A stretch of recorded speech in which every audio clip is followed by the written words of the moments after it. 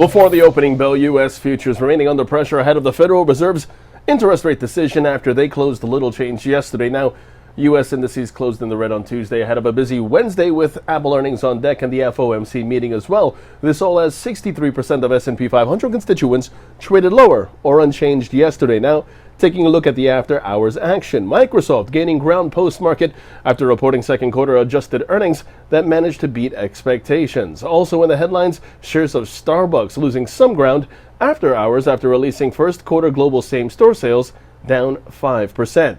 And then there's AMD Advanced Micro Devices hit by some profit taking in extended trade as just above estimates fourth quarter earnings failed to impress enough investors. Taking a look at today's expectations, we do have results due out for a combination of companies including AT&T, Abbott Laboratories, Boeing, Apple, as well as Tesla. And then there's also earnings from Facebook after the bell as well. Don't forget about those. And then on the economic docket today before the opening bell, 7 o'clock in the morning, we have the NBA 30-year mortgage rate expectations. And then we also have the release of U.S. durable goods orders. In the afternoon hours, we have the release of the Federal Reserve interest rate decision. Taking a look now at the markets, the S&P 500 is where we begin. That happens to trade under pressure. The Nasdaq, meanwhile, that intraday continues to trade under pressure as well. This while the Dow Jones, that happens to be in focus as that's under pressure as the relative strength index is bearish and calls for further downside.